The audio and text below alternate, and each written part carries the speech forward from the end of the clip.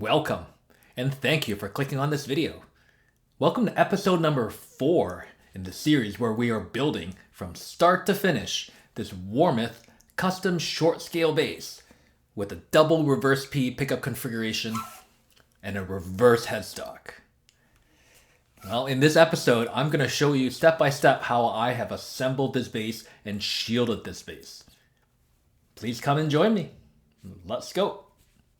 So if you look at this photo, you will see that there is a small cavity that is beneath the level of the top here. So I have covered that and cut a piece of copper tape to fit right in that spot. I've attached 2 pieces of copper shielding tape as tabs on each side of that. By doing that, I'm going to have a nice contact with the metal bridge, and it's spread out across the bridge and not just located in a single spot. The next step is to shield the control cavity and the pickup cavities themselves. So let's start with the control cavity.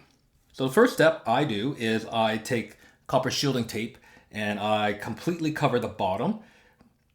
And the next step following that is to use as long as a sheet as you can, where practical, to wrap around the sides of that, ensuring that you have nice overlap between the bottom layer and the side layers. Here I've also overlapped into the routed out section for the control plate, which will then have continuity with the plate cover itself.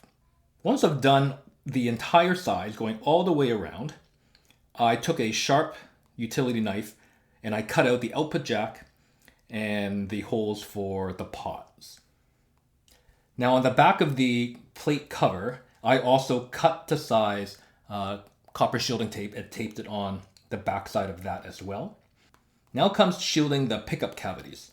Now because I do not have a pick guard on this build, I did not really need the copper shielding tape to go past the cavity and into the top. Now if you go too high, or if you go up to the level of the top, you can actually end up seeing the copper shielding tape from the top. So to avoid that, I only went 2/3 up. Let's test the tolerance of the CTS 250 audio taper pots. One reads 243. The middle reads 239. And then the third reads 242. So both of these CTS pots are well within a 10% tolerance. Here I have soldered in all the hot leads. And now I have soldered in all the ground leads. The next step following that is to solder cables inside the bridge cavity as well as the pickup cavities, so we can ensure that all the copper shielding tape runs continuous with each other. Take note in this photo that I have soldered the pickup cavity cables right in the corner, and the reasoning for that will come soon. Now it is time to see whether or not the shielding is all continuous. So let's turn the meter on. So when it's continuous, that number should read 0. There you go. Let's test this copper shielding tape along with the bridge wire that I've soldered to the middle there. So that's that tab and this tab. Perfect. So that means this copper tape is continuous with the shield wire right there. Same thing here with the bridge pickup. Let's test this wire to the rest of the copper shield, and that's continuous. And in the neck pickup, and that's continuous. Now, in the back of the cavity, as you've seen in the photo, everything is now connected to the same copper tape ground. This is the cable that we're going to solder to the casing of one of the pots. But that means this should all be continuous now. So let's check it out. Copper tape in the neck, is now continuous with the copper foil for the bridge pickup, and that is now continuous with the bridge. We did it right.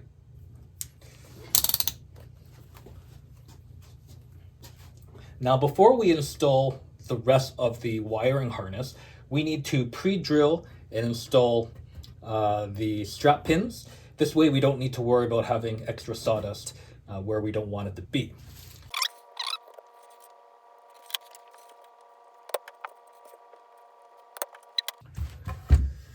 Now, we're going to put Dunlop strap locks on it today.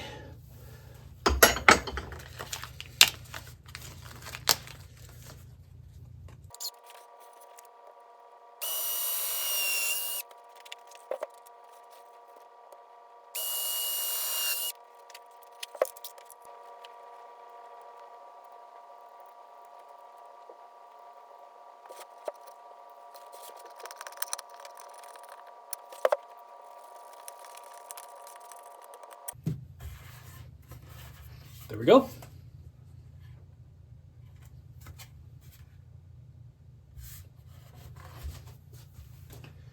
So we have 2 more holes we need to pre-drill, and that's for the football jack plate here.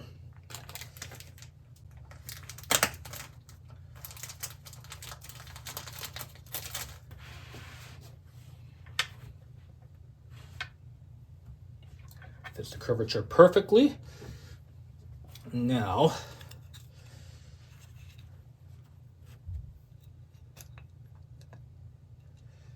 let's just gently put the harness in place for now.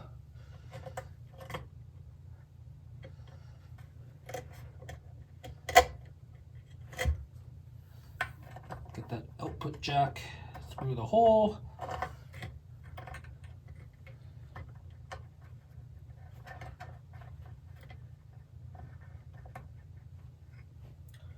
Okay, now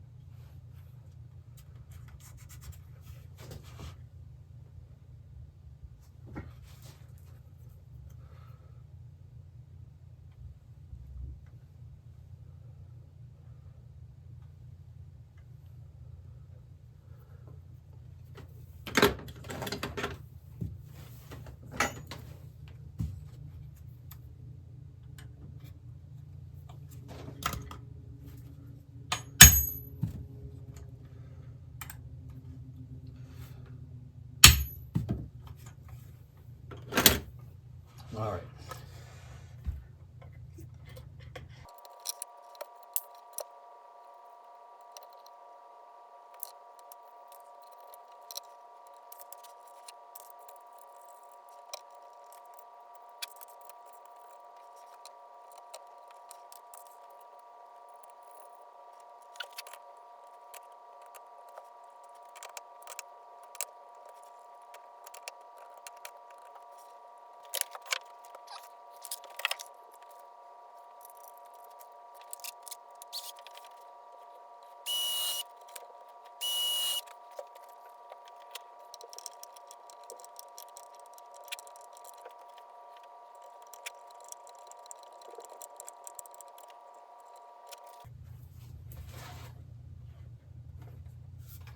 And there's our output jack. Here's what the control cavity looks like. One feedback I will have for Warmoth is the pre-drilled holes are, I find, a little too close to the edge of the body here. And the tone pot here is really, really close to the output jack. Everything fits, and as a result of this, you have tons of room for preamps and batteries should you choose to put one in. But I think this is all a little too tight, but it all fits. The next step is installing the pickups. After unboxing these pickups, I put them both on the meter and they were both reading with a DCR of 11.6.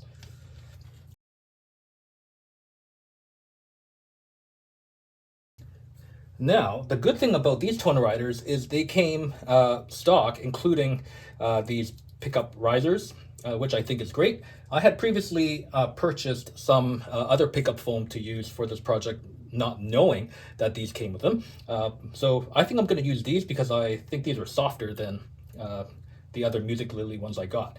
What I don't like, however, is although I like the function of having the springs in them, what I don't like is these springs will then contact the bottom of the pole pieces, but I rather not have metal touching the bottom of the pole piece. So I'm going to remove these.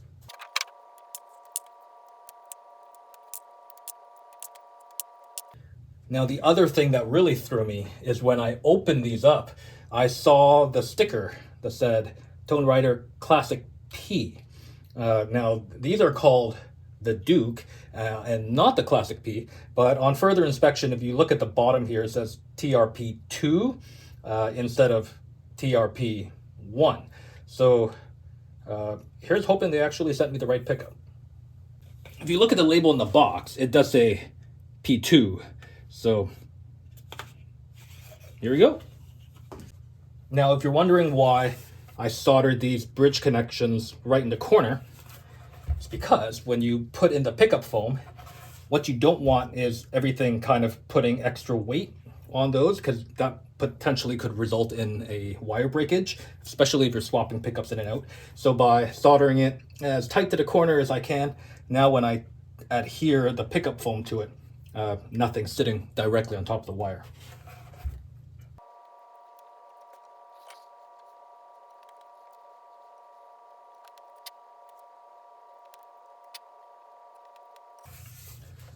So here you go. You see the soldered wire for the copper shielding is right next to the foam and nothing's on top of it.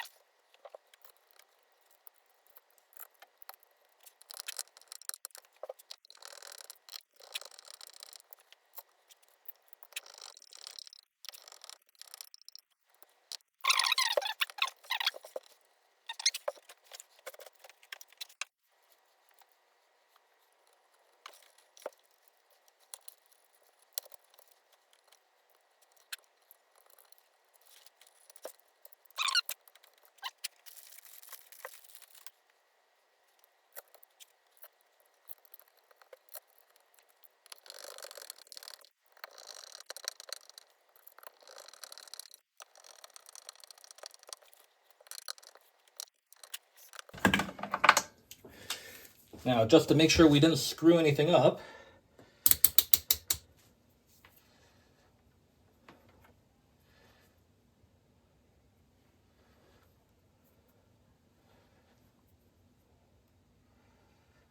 neck pickup reading 11.6, and bridge pickup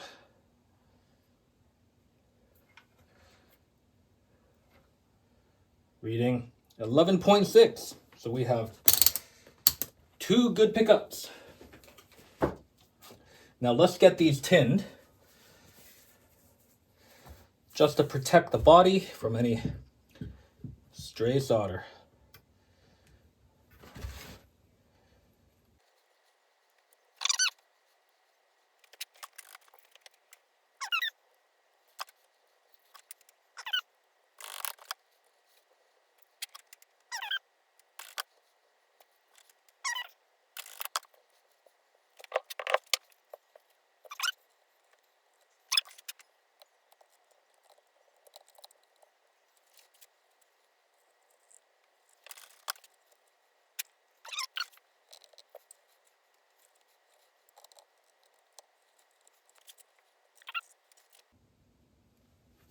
Nice and shiny.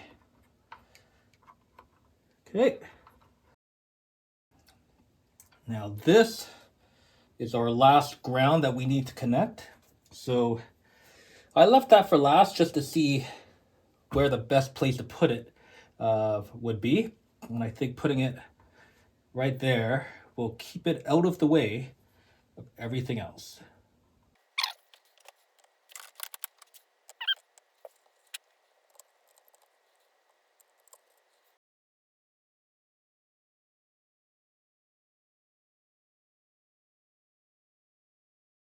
Now I've also shielded the back of this plate as well, so we should be good to go.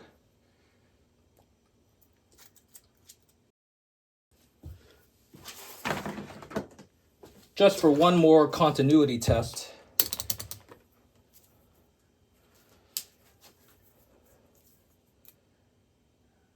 because I want to make sure these tabs are connecting to both the copper tape and the back of the pot. So let's check the copper shielding first, the tape that is. And that's running perfect to this pot. Perfect to this pot. Perfect. And to the tone pot. Perfect. And to the output jack. Perfect. And to the other tab.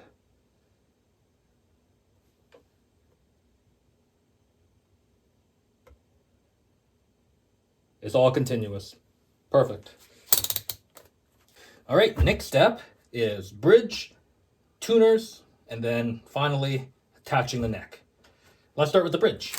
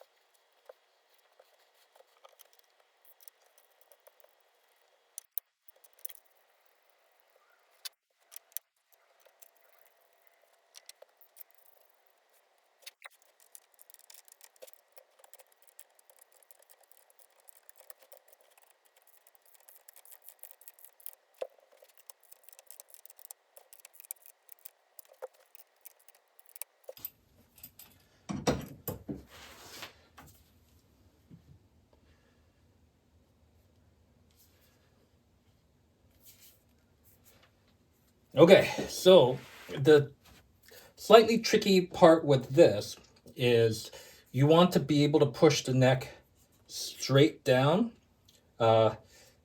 into the net pocket. Can't go this way, and if you lever it or seesaw it, you're just going to end up chipping up the sides here. So wish me luck. That's lined up straight down. And that's a nice tight neck pocket. Okay, now let's flip it over without it falling off or changing position on us.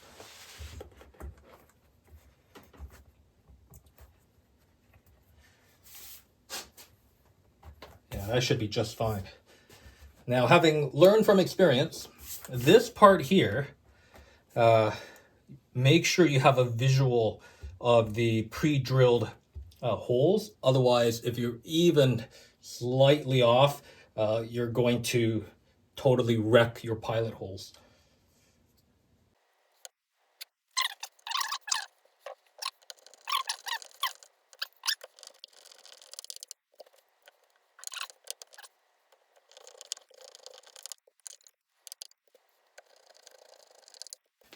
Now, before we tighten it, we have to make sure we are level and straight, and our neck pocket is nice and tight, and that our neck is sitting perfectly flush with the body and not at a micro tilt or at an angle. So I think we're okay there. There we go. The neck is on. All right, as mentioned in episode number 1 of this build, the hope was to have a long enough distance between the bridge and the E string tuner to be able to use full scale 34-inch strings, which hopefully will allow and open up a much larger possibility of string choices. So that was the whole purpose of having the reverse headstock. So let's measure it now that everything is together. So again, the string wound length is the distance between the first taper and the ball. So why don't we measure from the edge of this tuner here all the way to where the ball would be. And here it is measuring 38 3/4 inches. Most, and I say most, full scale bass strings, the string wound length is about 37 and a half inches or so. So with this being 38 3/4, we can definitely get a full scale low E string to that tuner. And we'll see whether or not that actually works out in real life when we string this up. Looking at the A string tuner, that distance is 37 inches. So that one's going to be a little tighter. Well, let's get ready to string it up. But before we do that, let's put some knobs on this bass. Now these are split shaft pots because that's what they had, but I do have these brass sleeves we can put on to essentially convert it to a solid shaft, so we can get these flat topped black knobs to sit on these pots.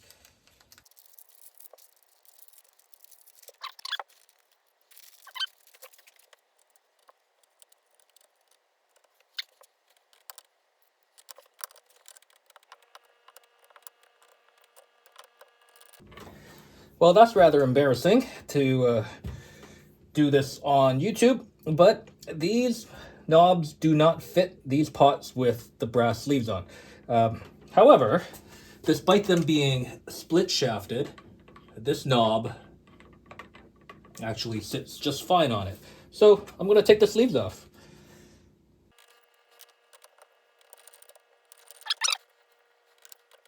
So what I like to do is, instead of having the knob sitting right up against the body, I just very gently elevate it like 0.5 millimeter or so. This way it doesn't catch on the body when you turn it.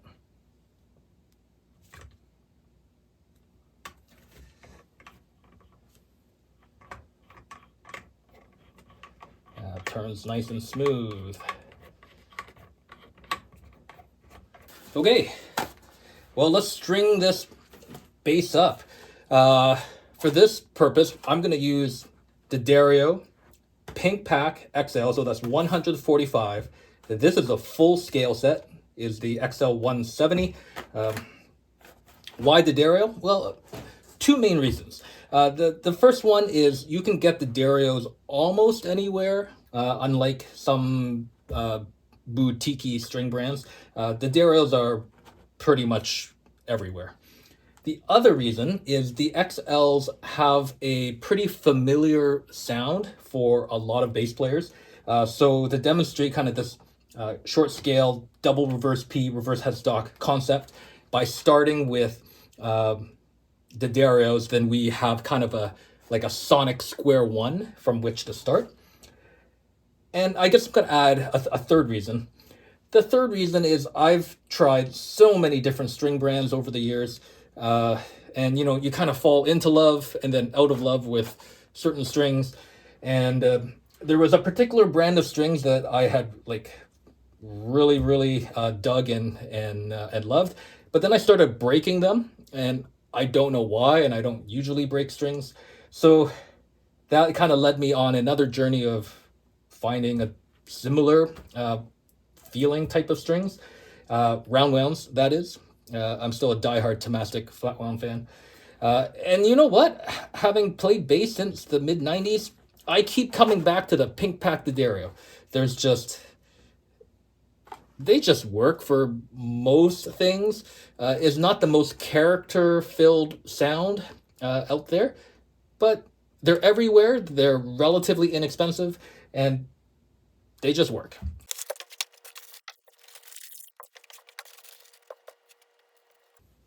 Let's start off by measuring the string wound length of this low E string.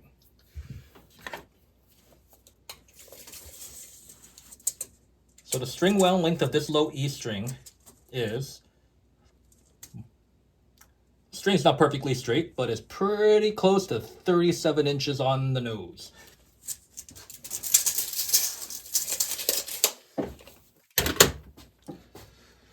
Okay, let's protect the body.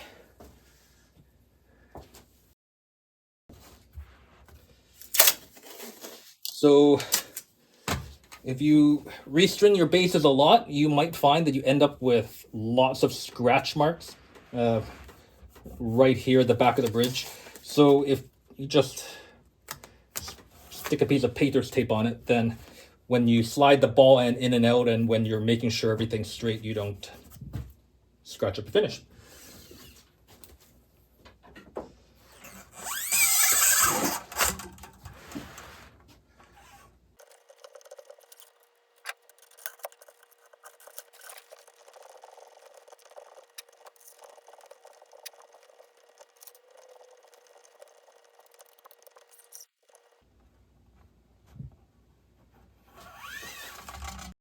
All right, so for you fender guys out there, myself included, getting used to the reverse headstock will, might take some getting used to. And I have 2+2 bases, but even so, turning this way for a low E string feels unfamiliar to me so far. Now, the other thing I like to do is I want to make sure that the string is pulling perfectly straight and not twisting or torquing, because when you naturally wind the string, it does introduce a bit of a twist to it.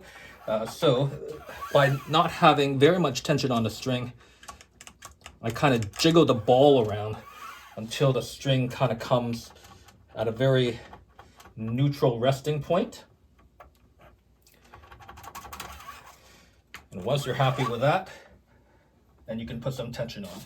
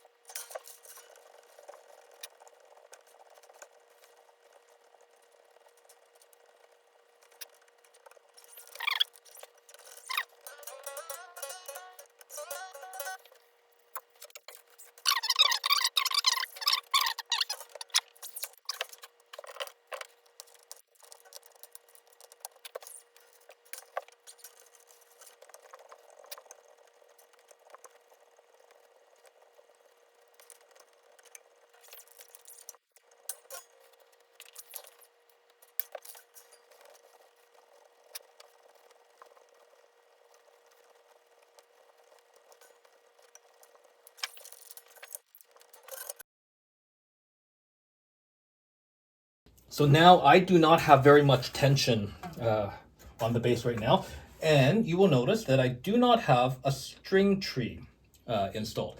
Now, the reason why I've left this till the very, very end is I wanted to make sure I had perfect string alignment here, and the neck was perfectly centered before drilling the hole. Otherwise, you're going to end up, like if you're a little bit off, you're going to end up with a string tree that kind of pushes the string one way or another, and that is not what you want. So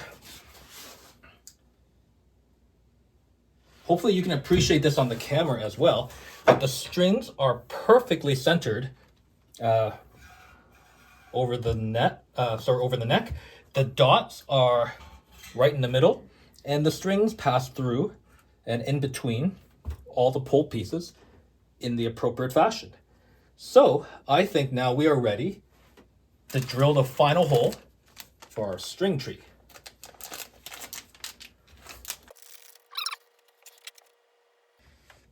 Now, everywhere I've read has advised of drilling the hole slightly, the pilot hole that is, slightly larger than you would think on a roasted maple neck. And the reason for that is if you undersize it and then torque the screw on, you run the risk of chipping the neck. Now, I also want the downward string angle across the nut over all 4 strings to be sort of the same. So, knowing that, I think the best spot for this string tree is probably going to be right about there.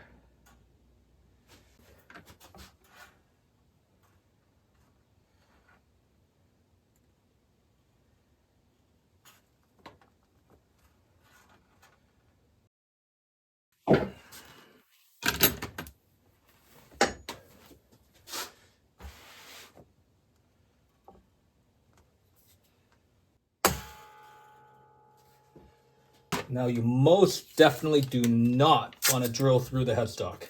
So we're going to mark off a depth guide to make sure we don't go through.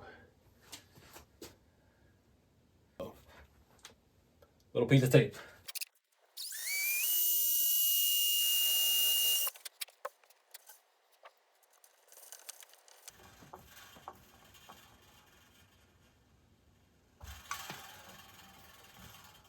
There we go.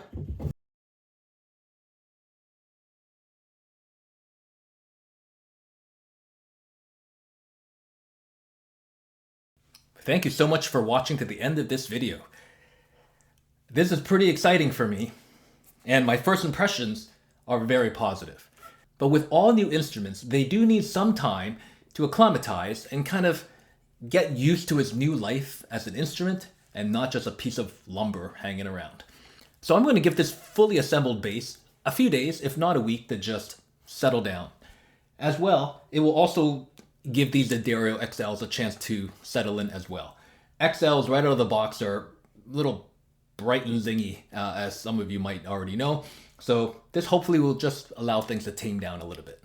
Please stay tuned for the next episode where we will finally get to a sonic demonstration of this short scale concept bass. All right? Thanks so much for watching.